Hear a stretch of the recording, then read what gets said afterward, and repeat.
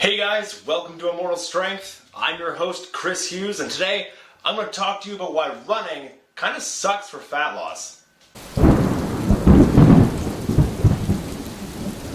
The first issue I have is form. So most people, when they go for a run, they just kind of run and strike with their foot as like a heel toe. They hit with their heel and they roll onto their toe. Now, if you look at the ankle complex, it's actually designed to absorb and redirect force like a spring.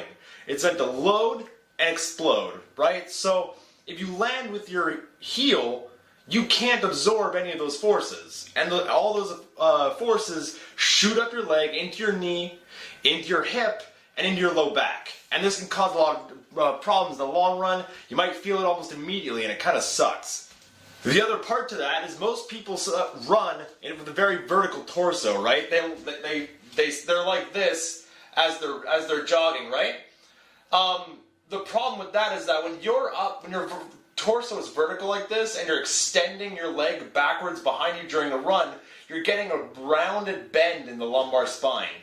Now that mixed with the first one where all of those forces are going up into the bottom, into your low back, that's your lumbar spine, you're now kind of having this bend in your spine like this, and with every step, your spine is kind of shearing. There's a force going along like that. You want a more forward lean as you're traveling forward, and that'll help keep that spine in a more straight and neutral position as you're running. Now the second issue I have with running is we look at the human body. The human body is the most adaptable organism on the planet, right? And it adapts to the stimulus currently being provided to it right now. So if you're going for a long run, let's say, right? You're going for a long run, your muscle requires a lot of oxygen, a lot of blood, a lot of upkeep, and a lot of effort and energy to hold on to. So while you're running, your body recognizes that the muscle you're holding on to is making running more difficult to actually perform and actually keep going for a long period of time. So your body recognizes this as a problem and starts dumping muscle to make running easier because it's trying to adapt to what you're currently doing. All this ends up doing in the long run is making you look like a smaller version of what you already are. So if your goal is fat loss, you want to maintain muscle, right? That's how you keep that shape. That's how you keep muscle tone, and that's how you make your muscles more defined. Is you lose body fat while keeping the muscle you have. By going for long duration, steady state cardio, you're actually going to lose some of that muscle. You're just going to end up looking like a smaller version of what you already are. And the third and final big problem I have with going for long distance, low intensity, steady state cardio, I'm going to use running as an example again, is there's two types of calorie burning, right? There's manual and automatic, right? Manual is the stuff you're doing right now, right? If I go for an hour-long run, let's say I burn 1,000 calories in that run. Now 1,000 calories sounds awesome, but you stop burning calories once you're done the run. That's manual. It only burns calories while you're performing the activity, right? But now let's say I go to the gym and lift some weights for the same hour. Maybe I'll only get 500 calories, right? That's still pretty good. Burning 500 calories is still pretty decent.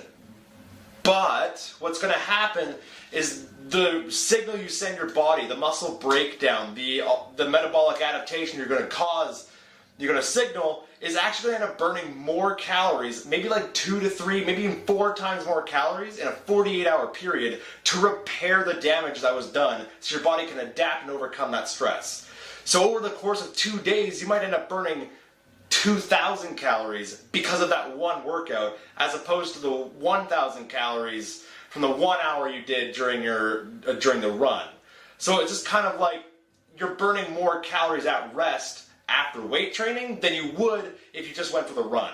So those are the 3 problems I have with low intensity steady state cardio when your goal is fat loss. I mean, it's also goal dependent, right? So if a marathon runner comes to me and go, hey Chris, I want to run a marathon or do an Ironman or whatever, obviously I'm not going to make him not run. That just wouldn't make sense. So it's kind of goal dependent. If you love running, go ahead and run.